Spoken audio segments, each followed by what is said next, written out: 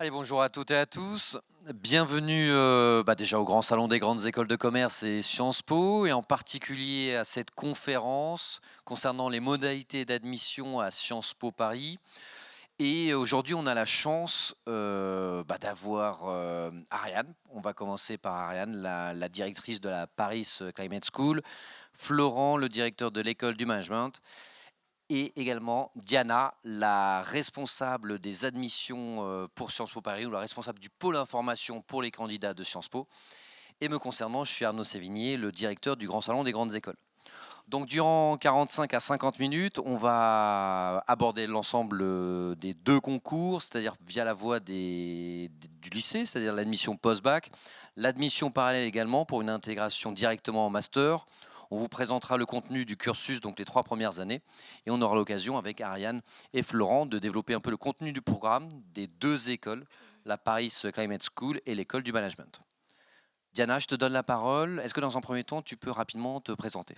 Oui, bonjour à tous et à tous. Je m'appelle Diana Marinetti et je travaille à la direction des admissions. Je suis responsable du pôle information aux candidats. Euh, Très bien. Ariane, un petit mot. Volontiers. Donc moi, je suis Ariane Joab-Cornu, je suis directrice exécutive de la Paris Climate School, qui est une nouvelle école à Sciences Po, et je suis aussi conseillère du directeur de Sciences Po. Florent. Et moi, je suis Florent Bonaventure. Je suis le directeur de l'école du management de Sciences Po, qui regroupe 6 masters différents dans des domaines comme la finance, la communication, les industries créatives, le marketing, le business, la soutenabilité, les RH, etc. Et on aura l'occasion d'en reparler. Alors, on va commencer avec toi, Diana, puisqu'on va parler des deux concours qui permettent justement d'intégrer Sciences Po Paris. Une présentation va s'afficher avec un certain nombre d'informations. Et Diana, je vais te laisser tout simplement commenter. Merci beaucoup. Alors, je vais essayer de faire une présentation assez courte parce que le temps est limité. En premier, les admissions pour entrer au bachelor de Sciences Po, qui est notre niveau de licence, et ensuite, rapidement également, une présentation de nos écoles de niveau master et de la procédure d'admission. Ce que vous voyez sur la première slide, c'est un aperçu de ce que Sciences Po aujourd'hui. C'est une très grande école, reconnue internationalement, créée il y a plus de 150 ans, qui propose une variété de programmes de bachelor et de master, des masters en un an, également le cycle de nos doctorats, et nous avons aujourd'hui plus de 60 programmes de double diplôme avec des partenaires français et internationaux qui permettent à nos étudiants d'étudier à la fois en France et également à l'étranger. Nos partenaires accueillent également nos élèves qui partent en troisième année à l'étranger. Je reviendrai là-dessus, et on a presque 500 dans le monde. Sciences Po est une école très internationale. Nous avons plus de 150 nationalités différentes parmi nos admis, et un étudiant sur deux est international. Commençons par le collège universitaire. Donc, c'est le nom que nous donnons à notre niveau de licence, qui est une licence en sciences humaines et sociales. Le collège universitaire propose un parcours en 3 ans, 2 ans en France, sur nos campus, je vais vous montrer lesquels, et une année à l'international qui est obligatoire pour tous nos admis. Les cours sont organisés autour de 6 disciplines fondamentales des sciences humaines et sociales, à savoir le droit, l'économie, l'histoire, la science politique, la sociologie et les humanités politiques. Et notre programme est connu et un peu particulier puisqu'il ajoute à ces disciplines ce qu'on appelle, nous, des mineurs géographiques. C'est-à-dire que sur chacun des campus que je vais vous montrer sur une carte, nous proposons à nos élèves d'étudier une telle zone du monde. Par exemple, l'Amérique latine et les Caraïbes, l'Asie, le Pacifique, la Méditerranée, le Moyen-Orient, l'Amérique du Nord, l'Afrique. On étudie également l'Union européenne sur 2 campus, et à ça s'ajoutent des majeurs disciplinaires, en sachant que les élèves peuvent faire des combinaisons entre 2 blocs que vous voyez à l'écran, à savoir l'économie et la science politique d'un côté, et de l'autre, le droit, l'histoire et la sociologie. Alors, quel est l'objectif de notre bachelor? On dit toujours et partout que le bachelor de Sciences Po est un bachelor pluridisciplinaire, que ce n'est pas une licence spécialisée ni trop professionnalisante.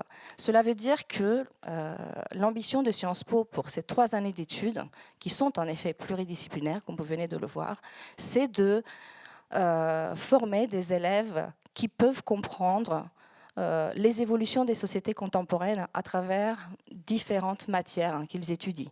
Je vous ai dit la sociologie, l'histoire, l'économie, le droit, la science politique, etc. Nous souhaitons que nos élèves soient capables de comprendre le monde et de penser de manière critique, mais également d'agir avec éthique dans ce monde, il y en a besoin, pour qu'ils deviennent des citoyens éclairés, capables de travailler et de servir le bien commun. Dans le cadre de notre programme, nous avons un parcours qu'on appelle le parcours civique. C'est une composante de terrain pour que l'élève puisse développer un engagement civique et développer sa responsabilité sociale et sa citoyenneté. Voici les 7 campus dont je vous parlais tout à l'heure. Donc vous voyez ici que Sciences Po propose son programme de bachelor dans différentes villes en France. À Reims, à Nancy, Dijon, Menton, Poitiers, Paris, Le Havre et Menton. Vous voyez également qu'à chaque campus est rattaché une ou plusieurs mineurs. Par exemple, au Havre, les élèves qui y vont travailler sur l'Asie et le Pacifique, tandis qu'à Reims, nous proposons à la fois l'Amérique du Nord et l'Afrique. Libre à chaque élève qui postule, à chaque candidat, de savoir quelle zone du monde l'intéresse en particulier pour pouvoir, sur Parcoursup, au moment de la candidature, choisir 2 de ces programmes. Nous proposons également des programmes de double diplôme. Nous avons des Bachelor's of Arts and Sciences, nous en avons 4 avec différents partenaires en France. Nous avons également un programme en mathématiques et avec la Sorbonne, nous avons 3 spécialités en humanités littéraires et sciences sociales, philo, histoire et littérature. Une carte rapide de nos programmes internationaux avec des universités très prestigieuses dans le monde. Pour ces partenariats-là, les années d'études sont de 2 années à Sciences Po et 2 années chez le partenaire, donc ce sera un bachelor en 4 ans. Et enfin, la procédure d'admission. Voilà, donc je vais faire un focus ici pour les bacheliers des lycées français, mais s'il y a parmi vous des candidats qui obtenaient un diplôme d'études secondaires non français, on peut en parler également, je peux prendre aussi des questions tout à l'heure. Donc, tous les élèves qui veulent postuler à Sciences Po post-bac doivent ouvrir un dossier de candidature sur la plateforme Parcoursup au moment où elle ouvre, à la mi-janvier, et le valider au mois d'avril. Vous savez qu'il y a une étape intermédiaire où l'élève, le candidat doit figer ses vœux au mois de mars, donc il ne faut pas rater cette étape-là, puisque à partir de ce moment-là, vous ne pouvez plus choisir Sciences Po. La procédure d'admission se déroule en 2 phases. Il y a d'un côté l'évaluation du dossier de candidature avec 2 épreuves, et ensuite il y a un entretien en ligne pour des candidats présélectionnés sur la note obtenue au dossier. Ce qu'il faut retenir, c'est qu'un lycéen peut postuler une seule fois à Sciences Po post-bac. Donc, s'il ne postule pas, il peut nous rejoindre au niveau master plus tard. Mais s'il a postulé cette année, pendant l'année de terminale, il ne peut pas repostuler à Bac plus 1. En tout cas, c'est comme ça la procédure aujourd'hui. Pour les doubles diplômes, sachez qu'on a des modalités un peu différentes par rapport à celles qui concernent les élèves Parcoursup, mais si c'est nécessaire, je vais les détailler également. Alors, comment se déroule la procédure? C'est une procédure en 80 points et 2 étapes que je viens de mentionner, dossier d'un côté et entretien de l'autre. Pour la première partie, l'élève doit déposer sur Parcoursup ses bulletins de première et de terminale. L'établissement va ajouter la fiche à venir et sur cette base, Sciences Po va pouvoir faire 2 évaluations. La première évaluation, on l'appelle nous quantitative, puisque c'est un calcul des notes que l'élève aura obtenues aux épreuves du baccalauréat. Sachez que l'épreuve de français écrit est pondérée à 60% de la note sur 20, tandis que le français oral, l'histoire géo, 2 spécialités en terminale et 3 spécialités en première valent pour le reste de 40%. Donc ça nous donne une note sur 20. La deuxième évaluation va regarder en détail, à travers l'évaluation qui est faite par un représentant de Sciences Po, la performance de l'élève entre la première et la terminale. Donc il est essentiel pour ceux qui veulent postuler à Sciences Po de s'assurer qu'ils ont très bien réussi leur première et leur terminale dans toutes les matières. Et on va regarder les notes, la position de l'élève dans la classe, son niveau de persévérance, sa régularité, les commentaires des enseignants pour savoir aussi quel était le comportement de l'élève, bien évidemment l'appréciation générale, tandis que la fiche à venir nous permet de savoir quel est l'environnement lycéen, à savoir la qualité du lycée et les autres commentaires du proviseur du lycée. Sur cela, l'élève obtient une note sur 40 et une partie des élèves qui auront obtenu une note suffisante au dossier. En général, on ne veut pas en descendre en dessous de 30, mais chaque année, en raison de la qualité et de l'excellence des dossiers, nous sommes beaucoup au-dessus, passe le seuil de l'oral, qui lui vaut également 40 points, et c'est un oral de 30 minutes à distance, un oral qui est censé évaluer des compétences comme la capacité d'analyse, la capacité de réflexion, d'argumentation de nos élèves pour pouvoir avoir d'un côté un parcours scolaire excellent, mais également ces qualités qui sont nécessaires pour bien réussir le bachelor de Sciences Po. Voilà, je fais un rapide focus sur les doubles diplômes pour ceux qui s'y intéressent, puisque c'est quasiment la même chose, sauf que le nombre de points est sur 100. Il y a le dossier, il y a l'oral, mais dans les doubles diplômes, nous évaluons également le projet d'études et la motivation sur 10 points, ce qui n'est pas évalué pour le bachelor de Sciences Po, pour les élèves qui présentent que le bachelor, mais la motivation est bien présente dans le dossier, il faut bien la rédiger avec attention, dans un français bien soutenu, puisque c'est un élément qui sera lu par les évaluateurs si le candidat passe à l'oral. Maintenant, rapidement, avant de donner la parole à mes collègues, un aperçu de ce qui se passe après le bachelor, donc la poursuite des études en master. Je fais une précision ici que il y a un niveau d'entrée à Sciences Po post-bac, donc au niveau de la licence, mais pour ceux qui ne souhaitent pas ou qui n'ont pas été admis au niveau post-bac, au bachelor, sachez qu'il y a une entrée également d'études d'admission en master. Et nous proposons à Sciences Po 8 écoles, ce sont des départements, mais nous les appelons écoles, qui proposent 30 programmes de master, plus de 40 programmes de double diplôme, avec des partenaires tels que vous avez pu voir tout à l'heure pour le bachelor, partout dans le monde. Et les écoles sont les suivantes. L'école d'affaires publiques, la Paris School of International Affairs, Paris Climate School, école de journalisme, école de droit, école de management, école urbaine et école de la recherche. Et à la différence du bachelor qui est proposé dans 7 villes différentes en France, tous nos masters sont proposés à Paris. Je pense qu'on n'a pas, je ne sais pas combien de temps il me reste, je pense que j'arrive au bout, mais je vais quand même défiler en 2 secondes les écoles pour que vous voyez qu'il y a énormément de masters qui sont proposés dans différentes spécialités. Chaque école propose des masters en français et en anglais. Là, c'est l'école d'affaires publiques. Ensuite, l'école de droit avec 3 programmes, français, anglais, et également la prépa concours que vous connaissez peut-être pour l'ENM notamment. Ensuite, l'école urbaine, avec 3 programmes. Vous voyez également les cohortes étudiantes, les Français, les internationaux. Comme je vous disais, nous avons la moitié de nos élèves qui sont internationaux. L'école de journalisme, avec 2 programmes. L'école de la recherche, pour ceux qui veulent faire un master recherche et continuer éventuellement par la suite avec un doctorat. Vous voyez ici les disciplines. PSIA, Paris School of International Affairs.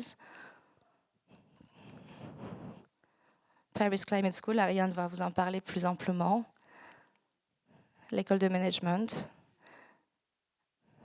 avec plusieurs programmes et des doubles diplômes, bien évidemment. Et enfin, la procédure, pour finir sur ça, il s'agit donc d'une procédure sur dossier et oral, comme la procédure bachelor. Mais à la différence de la procédure bachelor, sachez que ce qui compte énormément dans la procédure master, c'est le projet d'études et le projet professionnel de ces élèves. Donc on ne va pas demander aux bacheliers d'avoir une idée très très précise de la carrière ou du secteur d'activité dans lequel ils veulent travailler, même si certains nous viennent avec des idées très claires et un projet très bien défini. Mais en master, mes collègues pourront vous le dire, le projet professionnel et la motivation pour le master choisi est essentiel, d'autant plus qu'un master, on peut faire un seul choix. Il n'y a pas deux choix comme au bachelor, donc il faut très très bien choisir son programme. Et là, pour ceux qui sont aujourd'hui, par exemple, en licence, troisième année de licence, sachez que la procédure d'entrée à master est ouverte. Elle ferme le 11 janvier. Et ensuite, l'évaluation de dossier en mars, des oraux en avril et des résultats fin mai, début juin. J'ai fait au plus vite. Merci beaucoup. C'était parfait, Diana. C'était rapide, efficace et détaillé surtout. Donc, merci pour toutes ces informations, Diana. Je te propose qu'on fasse la transition avec Ariane, avec la Paris Climate School. C'est la nouvelle école, la petite dernière de Sciences Po. Ariane, déjà, pourquoi avoir créé cette école et quel est le contenu du programme proposé ? Merci beaucoup et bonjour à toutes et à tous. Donc effectivement, on a décidé de créer une nouvelle école à Sciences Po. Ça fait partie d'une refonte un peu plus globale de notre stratégie pour prendre acte du fait qu'on a changé de monde. On est dans un monde qui fait face aux défis climatiques, aux défis de la montée en puissance de l'intelligence artificielle. On fait face à la brutalisation du monde sur la scène internationale et on fait face au fait qu'on est dans des démocraties qui sont moins fonctionnelles que par le passé. Et donc pour ça, on a changé pas mal de choses dans notre manière d'enseigner, dans le contenu, mais aussi on crée des nouvelles écoles, et notamment donc cette Paris Climate School qui est destinée à s'adresser aux défis climatiques.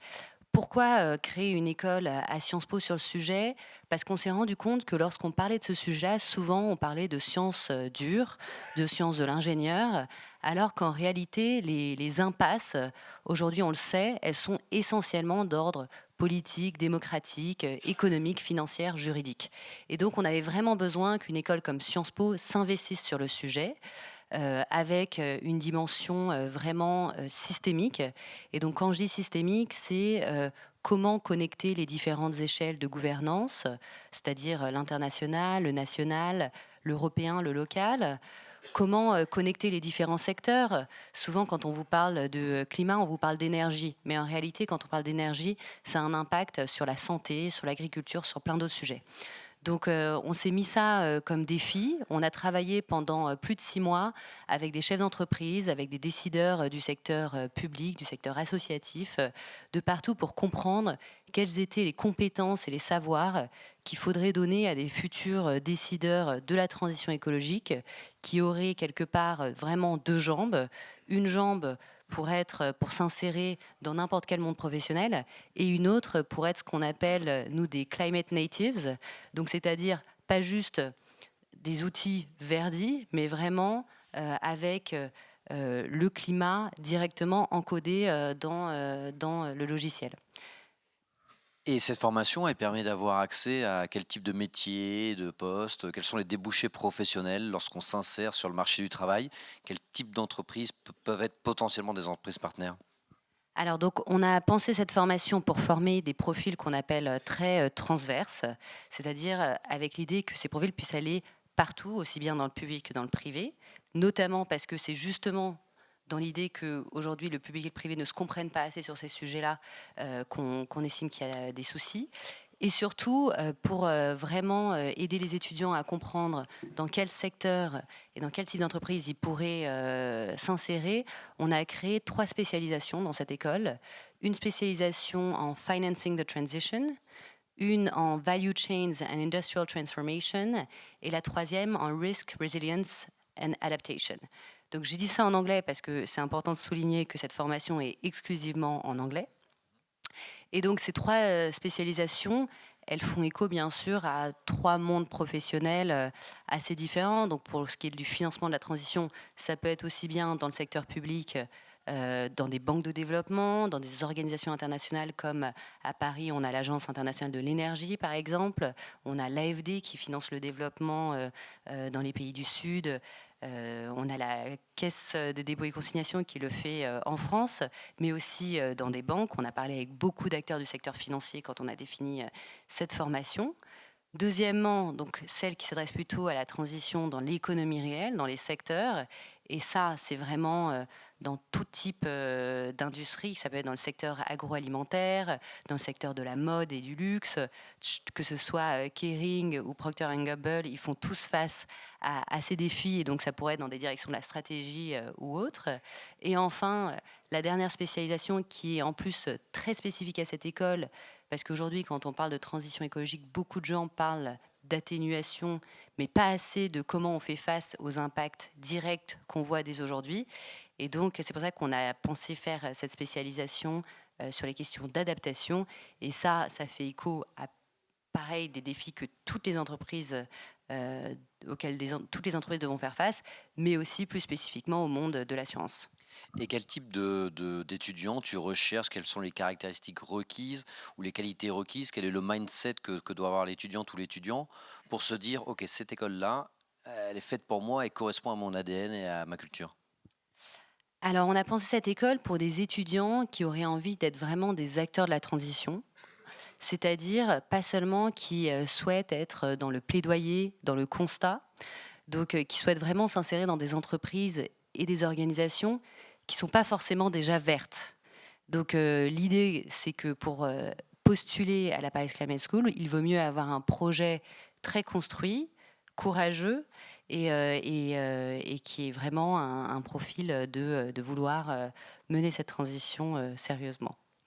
Est-ce qu'au sein du collège universitaire, donc les 3 premières années, il y a déjà des cours électifs en lien avec cette thématique pour qu'on ait un peu une initiation, qu'on découvre un petit peu le contenu du programme ou pas? Alors, au collège universitaire, il y a un cours de culture écologique, qui est un cours qui permet de comprendre à travers toutes les sciences sociales à peu près ce que nous disent ces sciences sur les questions de transition climatique. Par ailleurs, on a aussi un double diplôme sur ces sujets-là. Donc voilà, il y a déjà des premiers avant-goûts et aussi beaucoup de cours électifs optionnels disponibles. Merci beaucoup. Diana, je me permets de te poser une question parce que là, on a beaucoup je pense, de parents et de lycéens qui se posent la question du est-ce que lors de mon oral pour la procédure d'admission post-bac, je dois déjà indiquer l'école que je souhaite intégrer après le collège ou pas? Oui, c'est une très bonne question. Donc, ça dépend. L'oral de Sciences Po pour le bachelor dure 30 minutes. Il est organisé en 3 parties. La première, c'est la présentation de l'élève en 2 minutes et c'est à l'élève de nous partager les éléments saillants, importants, qui le représentent et qui l'amènent devant la commission de Sciences Po. Si l'élève, pendant cette présentation, identifie par lui-même un programme de master, bien évidemment que la commission peut l'interroger sur le choix de ce programme pour comprendre si l'élève est conscient de ce qu'il parle et voir si ses attendus sont réels ou pas. Si l'élève, par ailleurs, parle d'une carrière, il veut faire du droit ou il veut faire, je ne sais pas, de la finance, ça peut arriver que la commission l'interroge également sur ce secteur en particulier pour savoir si son projet est construit ou si c'est juste une envie. Mais sachez que quels que soient les projets ou les masters que les élèves, les candidats annoncent à l'entretien, beaucoup changent 3 ans après, puisque la dynamique du bachelor est telle, les rencontres sont nombreux, les professeurs sont tellement inspirants qu'un élève peut changer 3 fois de projet avant de choisir son master. Non, ça c'est vrai que c'est important de le dire, il faut vraiment rassurer les parents et les élèves, enfin les lycéens, c'est pas un engagement moral qu'ils ont vis-à-vis de Sciences Po lorsqu'ils déclarent un projet professionnel ou un début de projet professionnel. Vous allez davantage être évalué sur votre manière de réfléchir, de raisonner, sur une méthodologie, c'est-à-dire est-ce que vous avez collecté l'information? C'est-à-dire, est-ce que vous êtes renseigné sur le cursus, sur ce qui est proposé au sein des écoles, sur l'institution Sciences Po, peut-être sur les diplômés, sur les entreprises, sur le fonctionnement de cette institution, bref, de la collecte d'informations. Ensuite, une opération un peu de matching, est-ce que ça vous correspond et en quoi vous vous identifiez aux valeurs, en quoi les cours proposés vous correspondent, et un peu se projeter dans l'avenir avec un début de projet professionnel. Mais tout ça, c'est un exercice. Comme tu l'as dit, Diana, vous allez le faire reset chaque année, vous allez réactualiser en tout cas votre projet professionnel en 2e, 3e, 4e année avant de le concrétiser une fois que vous aurez choisi votre école. Donc encore une fois, ayez en tête que ça ne vous engage en rien. C'est un exercice que vous effectuez et c'est davantage là-dessus que vous serez, sur lequel vous serez évalué. Florent, on passe à l'école du management. Avec plaisir. Donc bonjour à toutes et à tous. Et pardon, parce que je vois déjà des parents et des enfants à qui j'ai parlé, donc j'espère ne pas être redondant. Je vais essayer de vous présenter en quelques mots l'école du management de Sciences Po, en la comparant aussi avec les écoles, avec les business schools que vous avez pu voir ici.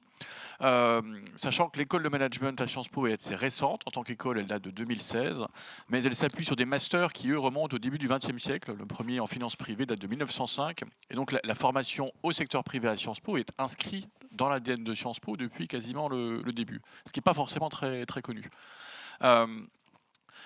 L'école du management, en 2025, c'est 1200 étudiants, 450 en gros par promotion, 600 enseignants, dont 550 qui viennent du secteur privé et qui enseignent des compétences professionnelles. C'est des étudiants qui viennent d'une centaine de pays différents. J'ai tout juste 100 nationalités dans l'école, avec des programmes qui sont donnés soit en français, soit en anglais.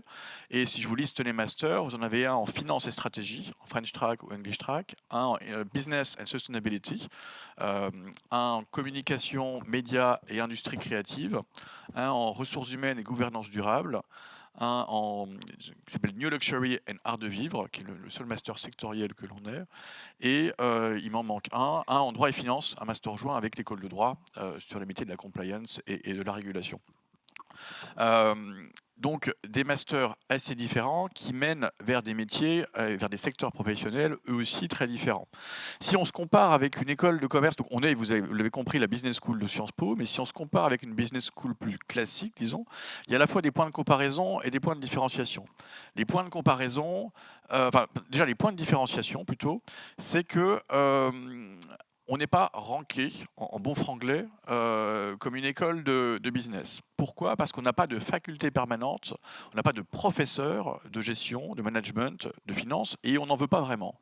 On a des professeurs à Sciences Po en sciences sociales, en économie, en droit, en histoire, mais on va faire appel à des professionnels des secteurs concernés pour enseigner en fait les techniques les plus pointues aux étudiants. Ce qui fait qu'on va assez vite et on professionnalise très vite nos étudiants avec des professionnels du secteur.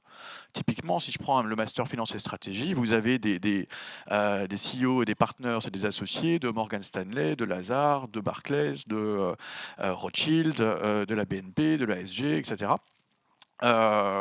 Qui viennent vraiment enseigner des compétences très pointues aux étudiants.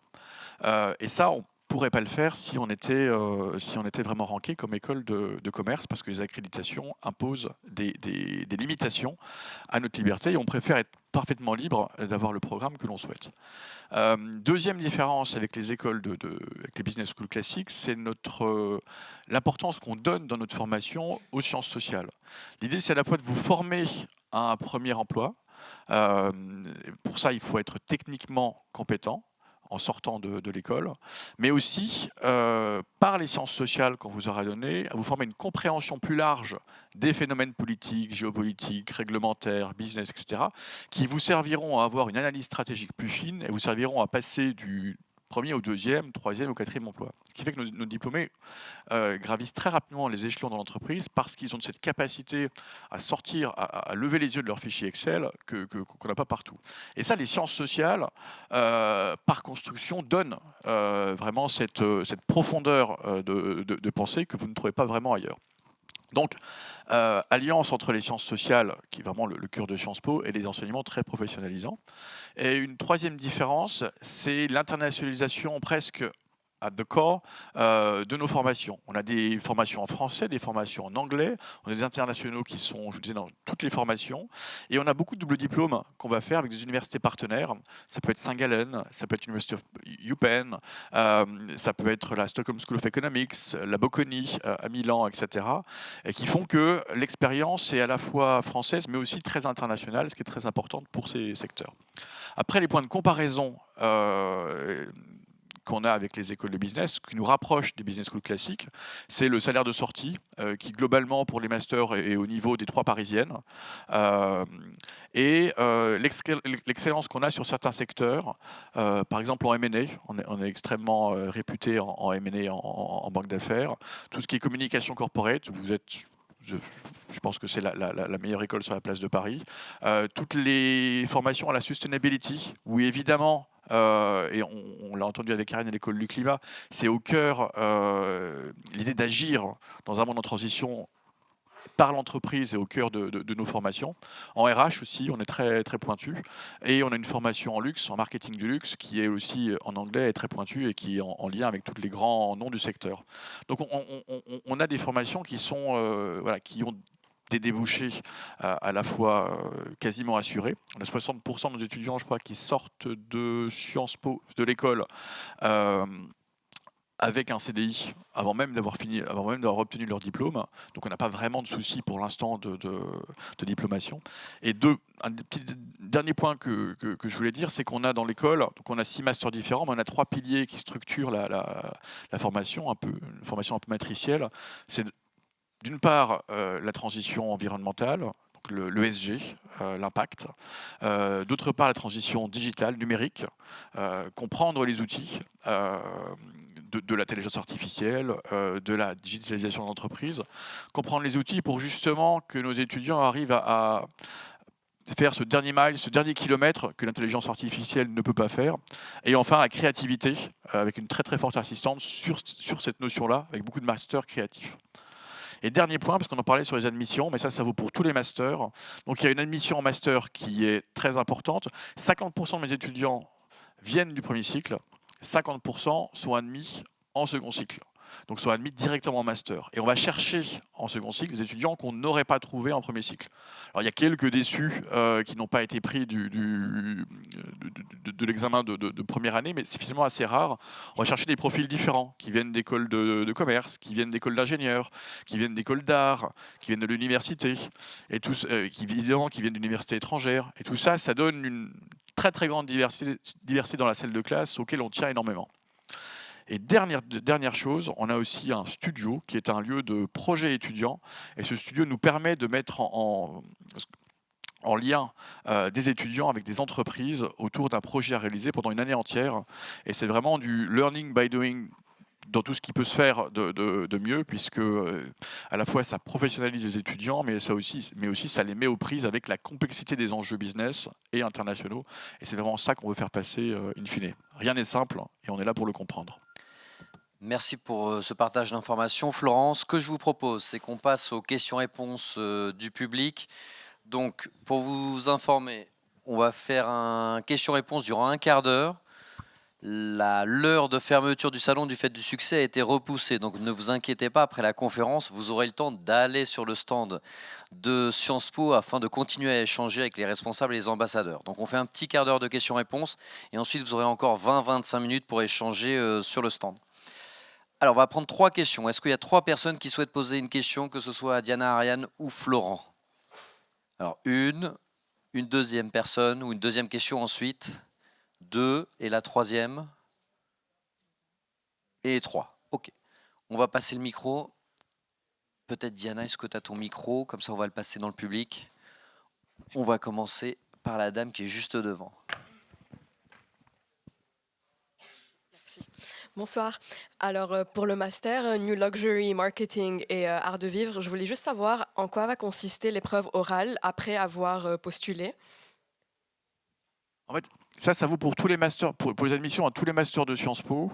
Vous avez une épreuve, enfin vous avez un dossier écrit à rendre et après vous avez un oral suivi par deux personnes.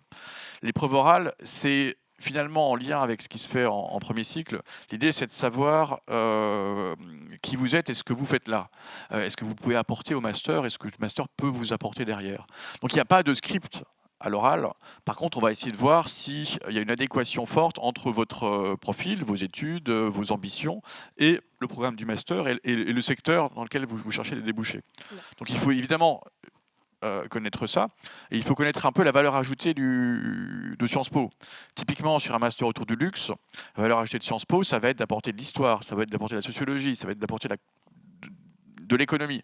C'est-à-dire d'aller au-delà du marketing technique, des faits, pour comprendre l'environnement global dans lequel ça s'intègre. Et c'est ça qui vous permettra derrière, justement, d'être efficace en entreprise. D'accord, merci. On passe à une deuxième question. Il y avait une question juste ici pour la dame.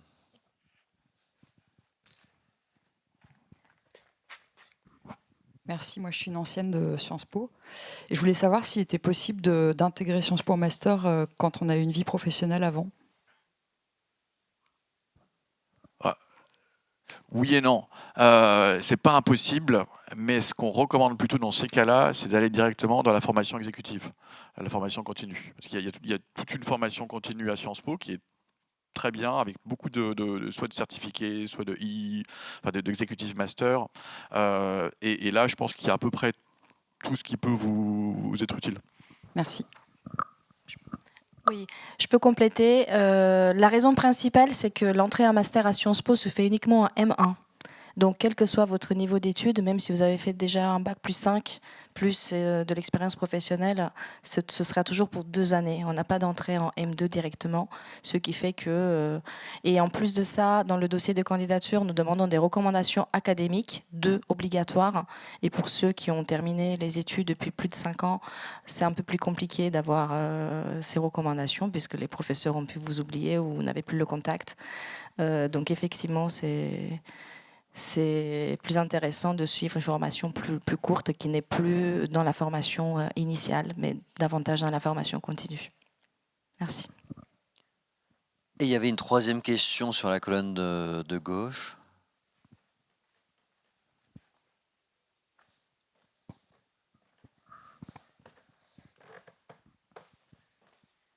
Bonsoir, c'était par rapport à la Paris Climate School.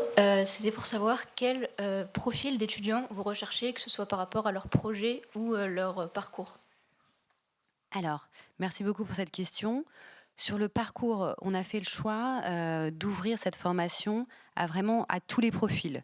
On sait que c'est un parcours, une formation par exemple qui va beaucoup intéresser des élèves, des étudiants qui sont passés par un parcours d'ingénieur par exemple. Mais globalement, on a restreint à personne. Vraiment, tout le monde est le bienvenu. Ce sera aussi une formation qui sera très internationalisée. Donc ça, il faut l'avoir en tête. Mais globalement, on va regarder votre profil à l'aune de 2 critères principaux. D'une part, l'excellence de votre parcours académique et d'autre part, la cohérence de votre projet, vu que vous devez nous faire part de votre projet, par rapport au projet de la Paris Climate School. Juste pour compléter, un des fondements de la politique d'admission de Sciences Po, que ce soit en premier cycle ou en master, c'est un peu venez comme vous êtes, pour paraphraser. C'est-à-dire que on n'attend pas de vous conformer à un quelconque modèle. Ce qui compte pour nous, c'est d'avoir des étudiants dans toute leur diversité et qui, justement, apprennent beaucoup les uns des autres. Donc, on ne cherche pas des formations en particulier. En premier cycle, on ne cherche pas des universités en particulier. On ne cherche pas des lycées en particulier ou des spécialités en particulier, on cherche vraiment à vous voir, vous, dans toute votre diversité. Et c'est ça qui sera intéressant ensuite pour vous dans la classe, parce que vous allez apprendre des autres presque autant que vous allez apprendre de vos enseignants. Et donc ça, c'est très important, c'est-à-dire qu'il n'y a pas de filière privilégiée. Par contre, il y a une cohérence entre ce que vous voulez, ce que vous êtes et ce que vous voulez faire. Et ce qui va nous intéresser, c'est ça. C'est comment, si vous avez envie d'agir pour la transition climatique ou pour autre chose, c'est comment vous allez le mettre en pratique et ça, et comment finalement ce qu'on va vous enseigner, vous, va vous servir. Si jamais vous aviez un dernier mot à destination des futurs candidates et candidats, que ce soit des lycéens en terminale ou des étudiants qui sont en L3 ou en bachelor et qui souhaitent candidater directement en grade de master, vous leur diriez quoi? Je leur dirais qu'il y a quelque chose d'assez exceptionnel à Sciences Po, qui est justement que c'est la seule université, je pense, en France, où on peut rencontrer le monde entier.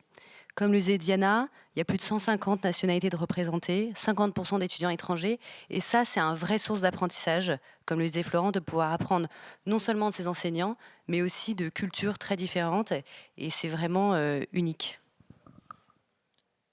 Florent? Moi, j'ai plein de mots. Mais alors, déjà, je seconde tout à fait ce qu'a dit Ariane. Ce côté international est très, très précieux. Et enfin, c'est un lieu d'excellence académique, mais aussi de liberté intellectuelle. Donc, c'est un lieu dans lequel on peut confronter ses opinions avec celles des autres. Et ça, c'est important pour nous. Donc, on se construit à Sciences Po en tant qu'individu, en tant que citoyen, et finalement en tant que personne. Donc, je pense que pour ça, Sciences Po est aussi très unique, parce que vous avez des étudiants qui sont engagés très souvent pour le bien commun dans la vie de la cité. Et ça aussi, c'est une des caractéristiques très fortes de l'Institut que vous retrouvez, je pense, dans très très peu d'endroits ailleurs.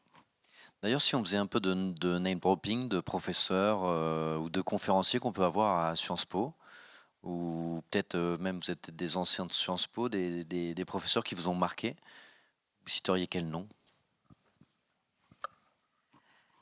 C'est difficile de penser à des noms qui vont... par exemple, le président de la République a été professeur à Sciences Po. Lequel? Actuel? Le professeur actuel. Et celui d'avant. Et celui d'avant. Et celui d'avant. Le président de la Cour des comptes et professeur à Sciences Po. Enfin, globalement, beaucoup de gens qui ont des postes très importants à Paris et ailleurs enseignent à Sciences Po. Et ça en fait l'une des richesses. En tant qu'alumni, moi, ce que je constate à mon échelle, mais en étant maintenant à Sciences Po, c'est que tous les alumni qui viennent aujourd'hui nous voir, qui aient plus de 60 ans ou moins de 30 ans, nous disent que ça a été parmi les plus belles années de leur vie. Et ça, je pense que c'est aussi quelque chose à retenir. Alors, c'est vrai qu'on n'a pas parlé de tous les événements qu'on organise à Sciences Po, mais qui foisonnent.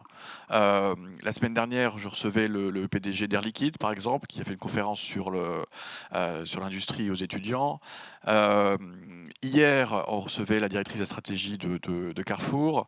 Avant-hier, il y a un peu plus longtemps, c'était Yann Arthus Bertrand, Vincent Lindon, des graffeurs, c'était Karl Lagerfeld, c'était le secrétaire général des Nations Unies.